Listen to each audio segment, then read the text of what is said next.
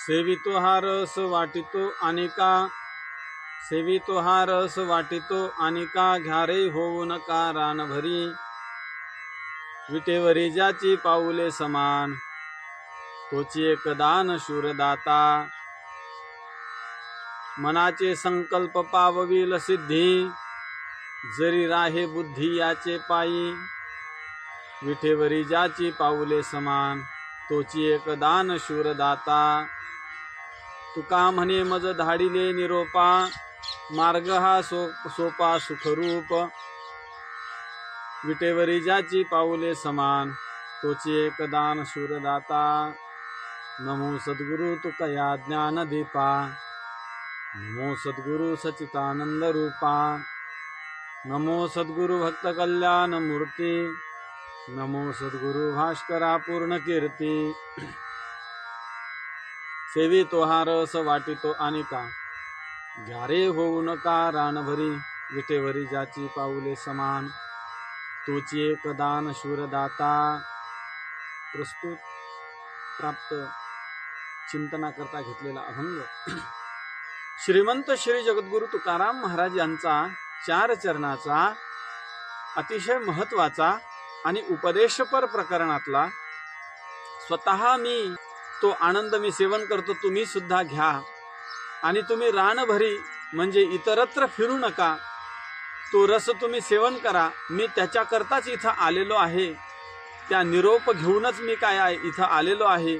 आणि तो जो रस वाटणारा जो दाता आहे तो उदार आहे. अशा प्रकारे त्याचं स्थान सांगून महाराज हा रस आपल्याला सेवन करण्याबद्दल आग्रह धरतात. थोडा विचार सूक्ष्म चिंतन जर केलं तर एक लक्षात येते की तुकाराम महाराज या अभंगात घ्या रे होऊ नका रानभरी असे शब्द प्रयोग वापरतात. याचा अर्थ असा आहे की महाराजांचे अनेक अभंग असे आहेत. तुका म्हणे खातो आनंदाचे लाडू, नका चरफडू घ्या रे तुम्ही. तिथं सुद्धा घ्या रे शब्द आलेला आहे. प्रस्तुत अभंगातही घ्या रे शब्द आहे. मग घ्या रे घ्या रे घ्या रे म्हणता तर महाराजांना विचारा की महाराज तुम्ही आम्हाला हे जे देता हे नेमकं आहे काय, किंवा जे तुम्ही आम्हाला देता त्याची आम्हाला गरज आहे का, एक शंका. दुसरी शंका, तुम्ही ते सेवन केलं का, तर महाराजांनी अभंगातच सांगितलं की हो मी सुद्धा सेवन केलं. बरं तुम्ही आम्हाला देता नेमकं कोणत्या उद्देशानं देता, तुमचा आमचा काय संबंध आहे, किंवा तुम्ही जे आम्हाला देऊ देऊ देऊ म्हणता तर इथं आम्ही सर्वजण काही देत असताना घेत असताना इथं आदान प्रदानत्व अवच्छेदकानं जो व्यवहार होतो तो सर्व स्वार्थानं होतो. मग तुम्हाला आमच्यापासून काही स्वार्थ आहे का, किंवा तुम्ही आम्हाला जे देऊ करता त्याच्या बदल्यात तुम्हाला जसं भगवंत घेसी तेव्हा देसी ऐसा अससी उदार, अशा प्रकारे जे भगवंताची अपेक्षा आहे की जो माझं होय अनन्य शरण व्हावं, माझं नाव घ्यावं, मग मी त्याला उद्धार करेल, अशी जी भगवंताची इच्छा आहे तसं तुम्ही आम्हाला हा जो रस देणार आहे, हा ब्रह्मरस आम्हाला देणार आहे, तर हा रस देण्याबद्दल तुम्हाला काही अपेक्षा आहे का.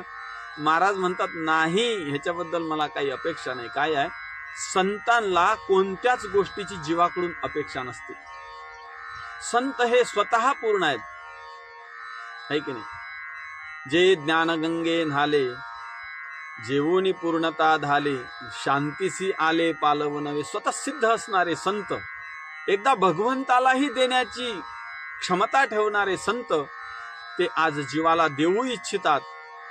कारण याचं असं आहे की संतांना जो कळवळा जगाचा जो येतो ना, जीवाचा जो येतो ना, तो कुणालाच येत नाही महाराज. जर भगवंताला जरी अपेक्षा झाली की कोणाला काही द्यावं तर त्याला संतत्व अवच्छेदकानं अवतीर्ण व्हावं लागतं. कुणाचा उद्धार करायचा असेल कारुण्यत्व अवच्छेदकानं त्याला यावं लागतं. आणि म्हणून संत हे मायबाप आहेत, अनेक प्रमाण आहेत. संतांना कायम जीवाची फिकीर, जीवाच्या उद्धाराची काळजी आहे, म्हणूनही संत देतात. तसेही प्रमाण आहेत. येतो हिताचा कळवळा, पडती हाती म्हणून काळा, आहे की नाही. किंवा महाराज तर म्हणतात आमचा उद्देश इथे येण्याचा तोच आहे. सर्वांच्या प्रमाण पाठ आहेत. महाराज म्हणतात काय, आम्ही जे इथं येतो कशा करता, झाडू संतांचे मार्ग, आडराने भरले जग. आहे की नाही. आड रानानं जे जग भरलं, उच्चिष्टाचा भाग शेष उरला तो सेव. अर्थे लोपली पुराणे, नाश केला शब्दज्ञाने, आहे की नाही. म्हणून महाराज म्हणतात आम्ही कशा करता एकंदर शिक्का. अशा प्रकारे आम्ही कशा करता आलो, केवळ आम्ही याच्या करता आलो की लोकांना सदमार्गाने लावण्यासाठी, दुसरा कोणताच उद्देश नाही. जीव येतो तो कर्तृत्व भोक्तृत्व अवच्छेदकाने इथं येत असतो. देव येत असतो तो कर्तृत्व अवच्छेदकाने येतो. पण संत येतात हे निरपेक्ष तत्व अवच्छेदकाने येतात. कोणतीही अपेक्षा संतांना नाही, संतांना येण्याची गरजही नाही, संतांना जाण्याची गरज नाही, संतांना जन्ममरणाचं बंधन नाही, संतांना कर्तृत्वाचं बंधन नाही, संतांना भोक्तृत्वाचं बंधन नाही. मग केवळ कशा करता येतात. महाराज म्हणतात पीडित आहे राष्ट्र देखुनिया जन. महाराज म्हणतात येतो हिताचा कळवळा. किंवा महाराज तर म्हणतात आता तरी पुढे हाच उपदेश, नका करुणाश आयुष्याचा लागुनिया पाया. किती बोला आहे की नाही, किती प्रमाण आहेत. महाराज म्हणतात हे केवळ केवळ संतांना हिताचा कळवळा आहे. ज्ञानेश्वर महाराजांना इथून वारीला पायी पंढरपूरला जायचं हे सांगण्यासाठी महाराजांना पायी वारीला जाण्याची काय गरज आहे. काही गरज नाही. केवळ तुमच्या आमच्या करता यद्यत आचरते श्रेष्ठ तत्तदेव इतरो जनः सयत प्रमाणं कुर्ते लोकस्तदनुवर्तते. लोकांच्या लोकसंग्रहमे वापी संपश्यन कर्तुम अर्हती. लोकांच्या संग्रहा करता मोठ्या माणसानं जिथं ज्या मार्गाने गेले त्या मार्गाने अनेक लोक त्यांचं मार्ग अनुसरण करणार आहेत. म्हणून महाराजांनी हे केलं. नाही तर पायी जाण्याची काय गरज आहे. ज्यांनी भिंतीवर बसल्यानंतर भिंत चाल म्हटल्यानंतर भिंत सहज चालती, त्यांना पायी जाण्याची काय गरज आहे. पैठणला शुद्धीपत्र आणण्याची काय गरज आहे. केवळ लोकांकरता हे सर्व अट्टहास आहे. काय आहे विवेक चूडामणीमध्ये फार सुंदर चिंतन. शांता महांतो निवसंती संता, वसंत वल्लोकहितं चरंता, तीर्णा स्वयं भीम भवार्णवम जना, न अन्य हेतू नापिता रयंता. हे सर्व वरचं लक्षण संतांचे आहे. शांता महांतो निवसंती, वसंतवल, वसंताप्रमाणे संत हे जनामध्ये येत असतात आणि जनाला फळं फुलं नाम त्यांच्या मोक्षाची व्यवस्था संत करत असतात. अशा प्रकारे संत जे जनामध्ये येतात, वसंताचं काय प्रयोजन आहे. काही प्रयोजन नाही, काही त्याचा काही हेतू नाही किंवा कोणत्याही गोष्टीचं त्याला स्वार्थ कोणता नाही. परंतु संत तसेच काय आहे, पायी काटा नेहटे तेवी व्यथा जीवी उमटे. आता बघा हा दृष्टांतही एक अंगीच आहे. हा दृष्टांत तसा पूर्णत्व नाही. या दृष्टांताला पायही त्याचाच आहे आणि वेदनाही त्यालाच होतात. पण उदाहरण ज्यावेळेस सिद्धांत सांगतात ज्ञानोबा आहे त्यावेळेस म्हणतात तैसा पोळे संकटे, पण स्वतःच्या नाही पुढीलाचे संकटे पोळे. पुढला समोरच्याच्या संकटानं पोळतो म्हणून. किंवा काय अर्भकाचे साठी पंथे हाती धरिली पाठी, तैसे संत जगी क्रिया करुणी दाविती अंगी. किंवा देह कष्टविती परोपकारे, जगाच्या कल्याणा केवळ जगाच्या कल्याणासाठी येणारे संत. म्हणून महाराजांना कळवळा येतो. महाराज म्हणतात काय करावं. पुढे शिंदडीचे रडतील, आहे की नाही. किती सांगू तरी नाईक ती बटकीचे, पुढे शिंदडीचे रडतील. हे जे बोलणं आहे हे अंतःकरणामध्ये तळमळ असल्याचं बोलणं आहे. अंतःकरणामध्ये जगाबद्दल जीवाबद्दल प्रीती असल्याचं बोलणं आहे की बाबा ह्या लोकांना सुद्धा मी जो रस सेवन करतो ना तो रस मिळाला पाहिजे. परंतु जीवाची विशेषता ही आहे, जीवाचा दुर्भाग्य हे आहे की परांच खानी व्यतृणत स्वयंभू कश्चित धीरा अपश्यती नांतरात्मा. फार सुंदर उपनिषद बोलतात की क्वचित कोणीतरी एखादा विरळा असतो एखादा की जो ज्ञानेश्वर महाराज म्हणतात प्राप्तीची या पैलतेरी विपायला निघे असा असतो. बहुतांश लोकांचं बहिर्मुख इंद्रिय असल्यामुळे इंद्रियांची धाव कायम विषयाकडे आहे आणि विषयाच्या रानामध्ये भटकणारे जे लोक, विषयाची मोठ झाडी आहे की नाही, माझी काम क्रोधाची सांगडी, जो चुकावून आला पाळी सद्वासनेच्या कोणीतरी एखादा विरणा अशा प्रकारे. पण बाकी लोकांना काय आहे विशेषता ही आहे की आईचं प्रेम हे जाणत्या मुलावर जास्त नसते, ते नेणत्या मुलावर जास्त असते. आणि नेणत्या मुलावर जास्त असल्यामुळे विशेष कळवळा विशेष काळजी आईला नेणत्या मुलाची असते. म्हणून आज महाराज या अभंगामध्ये तेच सांगतात. महाराज म्हणतात सेवितो हा रस वाटितो आणि का घ्यारे होऊ नका रान भरी. महाराज म्हणतात हे पहा, हा रस तुम्ही सेवन करा. रसो वै सहा. कोण? ब्रह्मरस. दुसरा कोणताही रस नाही. कारण की विटे ऐसे सुख हा जो अवीट रस आहे. क्षणभरी आम्ही सोशिले वाईट, साधिले अवीट निज सुख, असा ब्रह्मरस सच्चिदानंद रूप जो आनंद आहे, तो आनंद मी उपभोगत आहे बाबा. मग काय करा? सेवितो हा रस. स्वतः आहे की नाही? महाराज तर स्वतः म्हणतात, आनंदे दाटली तिही त्रिभुवनी, सर्वात्मकपणे भोग झाला. तिही त्रिभुवनात आम्हाला आनंद आहे. आज काय? आनंदाचे डोही, आनंद तरंग, आनंदाची अंग, आनंदाचे, अशा प्रकारे आनंद आहे. आणि म्हणून मी हा रस सेवन करतो. सेवितो हा रस, वाटितो अनेका, अनेकांना सुद्धा वाटतो. घ्यारे होऊ नका रान भरी. घ्यारे महाराज कळवळ्यानं सांगतात, आवाज सांगतात, सर्वांच्या कानापर्यंत आपलं बोलणं जावं, हा रस सर्वांना सेवन करता यावा म्हणून महाराज बोलतात, सेवितो हा रस वाटितो अनेका, घ्यारे होऊ नका रानभरी. रानभरी विषयाच्या रानामध्ये भटकू नका. जीव हा विषयाच्या दारामध्ये आनंदाची अपेक्षा करत राहतो. पण ज्या वस्तूचा जिथं अत्यंत अभाव आहे, ती वस्तू तिथं उपलब्ध होणारच नाही. विषयाकडून सुख प्राप्त व्हावं ह्याच्याकरता जो आपला भ्रम, जीवाचा जो भ्रम आहे, विषयाकडून सुख प्राप्त व्हावं, पण विषय हे सुख देण्याकरता सच्चिदानंद रूप नाहीत, ते जड आहेत. म्हणून न तेषु रमते बुधाहा, तिथं ज्ञानी लोक रमत नाहीत. सामान्य माणसं अज्ञानपणानं जीवाकडे, त्या विषयाकडे जात असतील. पण विषय हे सुखरूप नाहीत.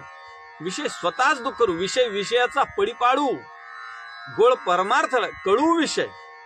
कडू या शब्दानं रसात्मक कडू असं नका द्या. मग दुःखात्मक कडू आहेत, परिणामात्मक कडू, त्याचा परिणाम कडू आहे, ते दुःख रूप आहेत म्हणून कडू आहेत. आणि असे जे विषय आहेत, ते विषयाच्या रानामध्ये फिरू नका. घ्यारे होऊ नका रानभरी. महाराज, हा जो रस आहे, हा रस तुम्ही वाटत आहात, पण ज्यांच्याकडून तुम्ही हा रस वाटत आहात, जो आनंद आहे, तो कसा आहे? महाराज त्याचंच लक्षण सांगतात. विटेवरी ज्याची पाऊले समान, तोची एक दान शूर दाता. तो जो विटेवर जो पंढरीश पांडुरंग परमात्मा आहे, तोच हा आनंद आहे. तो मी तुम्हाला वाटत आहे, तो स्वतः दानशूर आहे, दाता आहे की नाही? दुसरा भगवंताशिवाय कोणी दुसरा दाता नाही. त्रिभुवनात जर कोणी दाता असेल तर तो भगवंत आहे. काय काय देत नाही भगवंत आपल्याला. दिले इंद्रिय हातपाय कान, डोळे मुख बोलाया वचन, जेणे तू जोडसी नारायण. नाशे जीवपणा भवरोग, भगवंताने इंद्रिय दिलेली आहे. जेणे हा जीव दिला दान, जीवही दिला, मुख इंद्रिय दिले, जीव दिला. खाण्यापिण्याची चिंता, महाराज म्हणले, अरे ते सुद्धा भगवंतानीच दिलं, आहे की नाही? नको चिंता करो वस्त्राया पोटाची, माऊली आमुची पांडुरंग. अशा प्रकारे महाराज म्हणतात, हा जीव सुद्धा भगवंतान दिला, इंद्रिय भगवंतान दिले, बुद्धी, मन, चित्त, अहंकार हे सर्व भगवंताचं आहे. आणि असा भगवंत दाता आहे. पण त्याचं लक्षण काय आहे? त्याचं स्वरूप लक्षण सांगतात. स्वरूप लक्षण, तटस्थ लक्षण इथं आपण चिंतन करू शकतो. स्वरूप लक्षण कशाला म्हणतात? महाराज म्हणतात, तटस्थ लक्षण कशा? कदाचित कप्पे सती व्यावर्तकत्वम तटस्थ लक्षणम. कदाचित कुठं कुठं असते, कुठं कुठं नसते. म्हणून स्वरूप लक्षण, तटस्थ लक्षण. आता स्वरूप लक्षण म्हणजे काय? तर आनंद हे त्याचं स्वरूप आहे. नित्यत्वम, सारत्वम, नित्यत्वम, न्यायत्वम, जे ग्रहण करण्यासाठी नित्य असते. त्रिकाल बाध राहित्यम नित्यत्वम, त्रिकाल बाध राहित असते, तीनही काळात ज्याचा बाध होत नाही, असं नित्य असते. आणि ते त्याचं स्वरूप लक्षण असते. आणि तटस्थ लक्षण कदाचित कत्वे सती, कधी कधी असते कधी कधी नसते. तर महाराज याचं तटस्थ लक्षण, स्वरूप लक्षण सांगतात.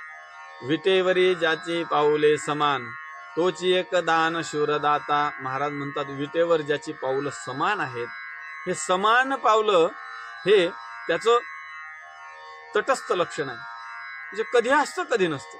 आणि त्याचं स्वरूप लक्षण आनंद हे त्याचं स्वरूप लक्षण आहे. महाराज म्हणतात, समान पावलं आहेत. समान पावलं, या समान शब्दानं काय घ्यायचं?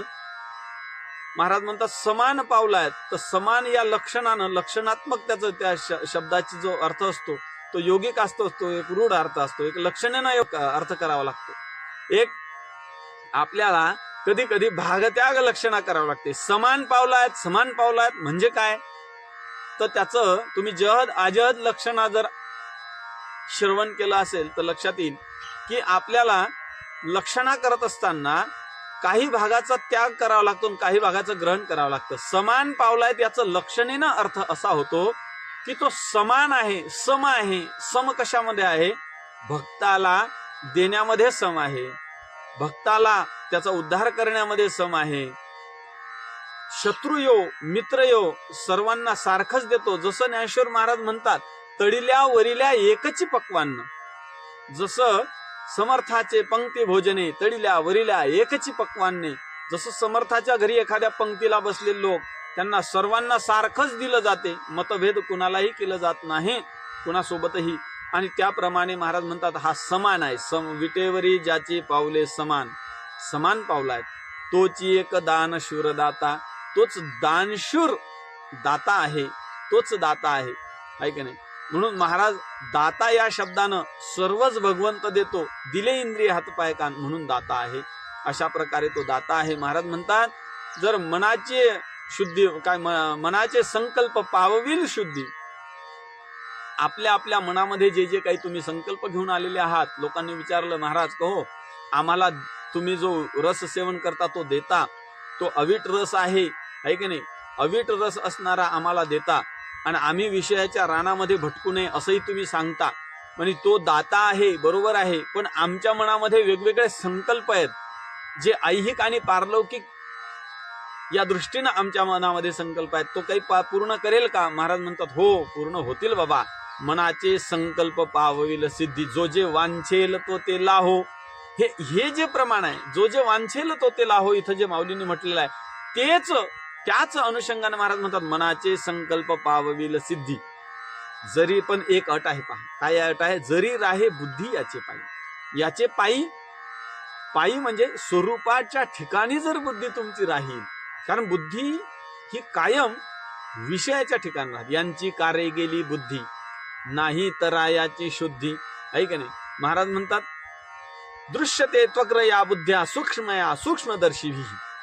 सूक्ष्मदर्शिभी, सूक्ष्मया सूक्ष्मदर्शिभी म्हणण्यामध्ये यांचे विषय, बुद्धीचा विषय ह्यांचा झालेला आहे. स्वरूप भगवंताचे स्वरूप बुद्धीचा विषय झालेला असल्यामुळे मग बुद्धी कायम त्यांच्या चिंतनात जर राहिली तर मग मात्र होईल.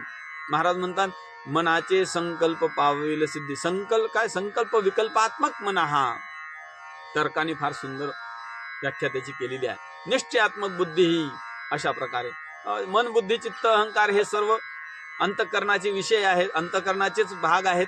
त्याला वेगवेगळ्या अवच्छेदकांनी ते नावं आलेली आहेत.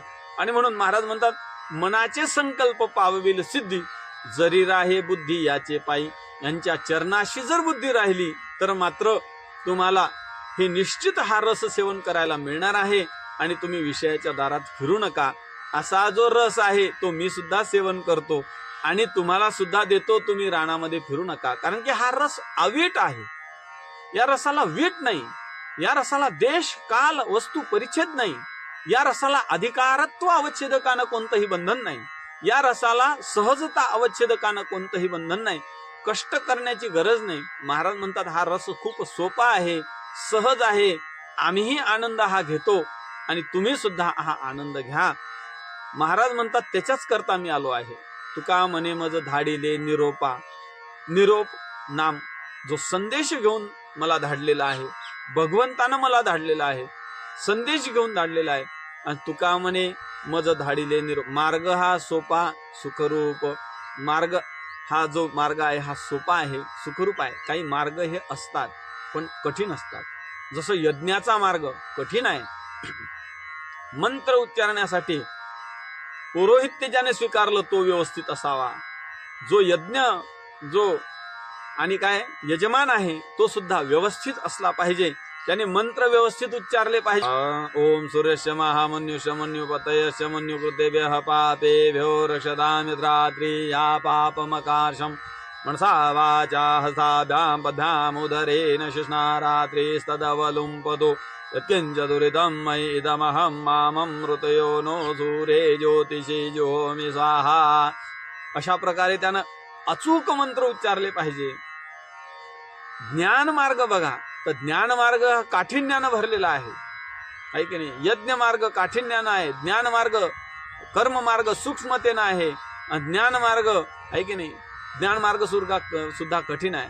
श्रवण मनन निधिध्यासन तत्वम पदार्थ शोधन आहे की नाही. फार फार गोष्टी आहेत. परोक्ष अपरोक्ष दृढ अपरोक्ष, त्याच्यातही विपरीत भावना असंभावना, अशा सर्व गोष्टींनी. किंवा यज्ञ तरी काय किंवा योग तरी काय. योगाची या वाटा जे निघाले गा सुभटा, तया दुःखाचाची वाटा भागा आला. ज्ञानेश्वर महाराज म्हणतात योगा काय डोंगर गिरता मुख न फाटे काही. अशा प्रकारे योगाचं काठिण्य आहे बाबा. आणि म्हणून हे जे मार्ग आहेत, हे मार्ग तोच रस सेवन करण्याचे मार्ग आहेत. पण हे मार्ग सर्वांना साध्य होत नाहीत. हे मार्ग सुखरूप नाहीत. हे मार्ग सोपे नाहीत. आणि या मार्गाने प्रत्येक जण अधिकारत्व अवच्छेदकानं जाऊ शकत नाही. म्हणून महाराज म्हणतात, तुका म्हणे मज धाडिले निरोपा, मार्ग हा सोपा सुखरूप. सुखरूप या अर्थानं भक्ती मार्ग हा सुखरूप आहे, सर्वांना करण्याजोगा आहे. ज्ञानोत्तरही भक्तीच आहे आणि ज्ञान आरंभीही भक्तीच आहे, ज्ञानपूर्वही भक्तीच आहे. म्हणून भक्ती या मार्गाने हा आनंद रस सेवन करा. मी सुद्धा सेवन करतो विषयाच्या दारात. आणि जो विषयी रूप जो विषय जो आहे तो विटणारा विषय आहे. विषयाचा रस हा कायम विटत राहतो. विषयामधून मिळणारा जो आनंद आहे, जो भ्रमात्मक मिळणारा जो आनंद आहे, तो आनंद कायम विटत राहतो, कायम बदलत राहतो.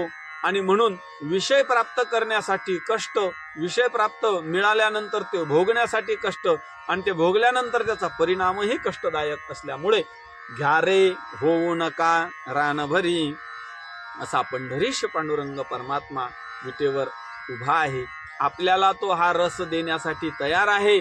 आणि मी वाटणारा मी तिथं आहे. महाराज म्हणतात त्याच्याच करता मी आलेलो आहे. आपणही हा रस सेवन करावा. झालेली चिंतन सेवा पंढरीश पांडुरंग परमात्मा सकल कंठभूषण श्री ज्ञानेश्वर महाराज, श्रीमंत श्री जगद्गुरु तुकाराम महाराज यांच्या चरणी समर्पण. कुंडलिक वरदा हरी विठ्ठल. श्री ज्ञानदेव तुकाराम पंढरीनाथ भगवान की.